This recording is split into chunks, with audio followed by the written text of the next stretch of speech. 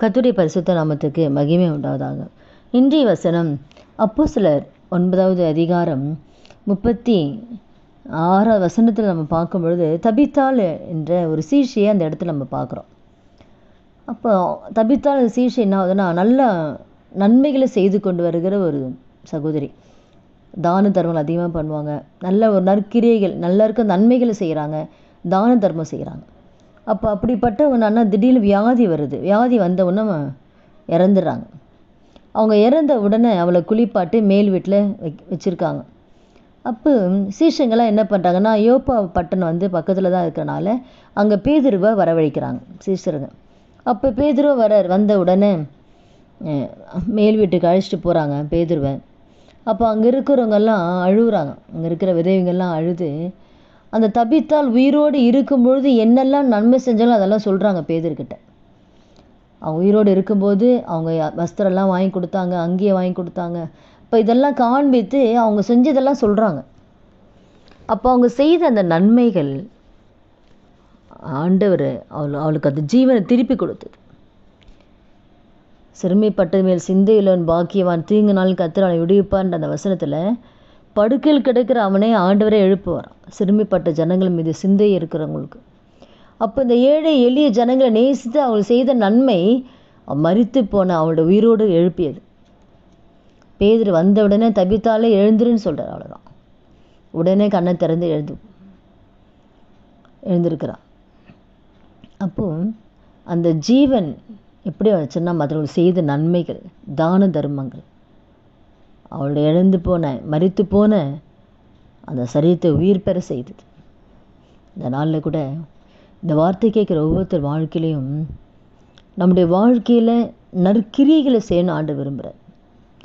நற்கிரியைகள், நன்மைகள், தர்மங்கள் ஏதாவது ஒரு வகையில் மற்றவங்களுக்கு நம்ம உதவி செய்கிறவர்களாக நம்ம இருக்கணும், நன்மை செய்கிறவர்களாக நம்ம இருக்கணும். நன்மை செய்யாதிருந்தால் பாவம் வாசற்படியில் படுத்திருக்கும். அப்போ நன்மை செய்யணும். நன்மை செய்கிறதுனால நிறைய நன்மைகள் இருக்குது. வேதத்தில் நன்மை செய்கிறனால வருகிற ஆசீர்வாதங்களை நிறைய நம்ம பார்க்கலாம். அதெல்லாம் பார்த்தா நிறைய நேரம் அவ்வளோ நன்மைகளை தேவன் வச்சிருக்கிறார்.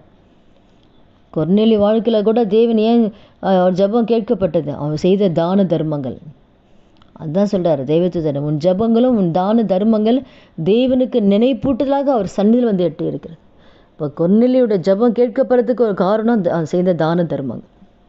அப்போ மற்றவர்களுக்கு செய்கிற நன்மைகள் அவன் வாழ்க்கையில் இருக்கிற தடைகள் மாறும், அவன் வாழ்க்கையில் இருக்கிற கட்டுகள் அறுக்கப்படும், தடைகள் மாறும்.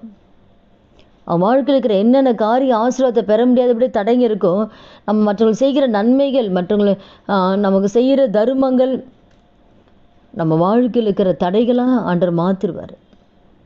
வாசலை திறப்பார், ஆசீர்வாதத்தின் வாசலை ஆண்டவர் திறப்பார். அது அவ்வளோ நன்மைகளை தேவன் வச்சுருக்கார் மற்றவங்க உதவி செய்கிறதுல. இந்த நாளில் கூட இந்த வார்த்தை கேட்குற ஒவ்வொருத்தர் வாழ்க்கையிலையும் ஏதாவது நம்மளோட வாழ்க்கையில் தடை இருக்கா? நீங்கள் எடுக்கிற ஜெபங்களுக்கு இன்னும் பதில் கிடைக்கிறியா? ஏழை ஜனங்களுக்கு உங்களால் முடிந்த நன்மைகளை செஞ்சு பாருங்கள். ஒரு 10 பேருக்கு சாப்பாடு கொடுத்து பாருங்கள். உங்களால் என்ன முடியுமோ அந்த நன்மைகளை நீங்கள் செஞ்சு பாருங்கள். உங்கள் வாழ்க்கையில் தடைகள் மாறும், கட்டுகள் அறுக்கப்படும். உங்கள் வாழ்க்கையில் ஆசீர்வாதத்தின் வாசல் ஆண்டு திறப்பார். ஏன்னா ஏழை ஜனங்களை ஆண்டவர் அவ்வளோ நேசிக்கிறார். அதிகமாக அவர் நேசிக்கிறது ஏழை எளிய ஜனங்கள், திக்கற்றுங்க விதவைகளை தேவன் அதிகமாக நேசிக்கிறார். அவங்களுக்கு உதவி செய்கிறது எனக்கே செய்கிறன்ற ஆண்டவர். ஒரு ஏழைக்கு செய்கிற உதவியை கர்த்தருக்கே செய்கிறது. அதனால் இந்த வார்த்தை கேட்குற ஒவ்வொருத்தர் வாழ்க்கையிலையும் நம்ம அது ஒரு தீர்மானம் எடுப்போம். நம்மளால் முடிந்த உதவிகளை, நன்மைகளை பிறருக்கு செய்யும்போது நம்ம வாழ்க்கையில் இருக்கிற ஆண்டவர் ஒரு புதிய வாசலை ஆண்டவர் திறந்து கொடுப்பார். ஜெபிக்கலாமா? துதிகள் மத்தியில் வாசம் செய்ய நல்ல தகப்பனை இயேசு நாமத்தோட சமூகத்தில் வருகிறோம்.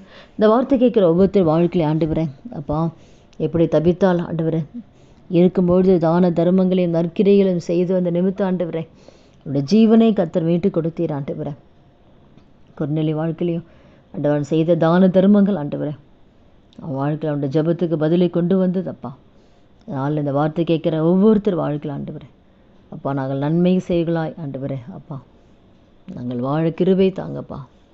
எங்களால் முடிந்த நன்மைகளை பிறருக்கு செய்ய, தான தர்மங்கள் செய்ய, முடிந்த உதவிகளை பிறருக்கு ஏழை எளிய ஜனங்களுக்கு செய்யக்கூடிய கிருபை ஆவியானவர் எங்களுக்கு இந்த வார்த்தை கேட்குற ஒவ்வொருவருக்கு கர்த்தர் கொடுத்து அது நிமித்து வருகிற நன்மைகளையும் ஆசீர்வாதங்களையும் சுதந்திரத்துக்குள்ள கிருபை தாங்கப்பா. இயேசுவின் நாமத்தில் ஜெபிக்கிறோம் நல்ல பிதாவே, ஆமீன். கர்த்தர் நாமத்துக்கு மகிமை உண்டாவதாக.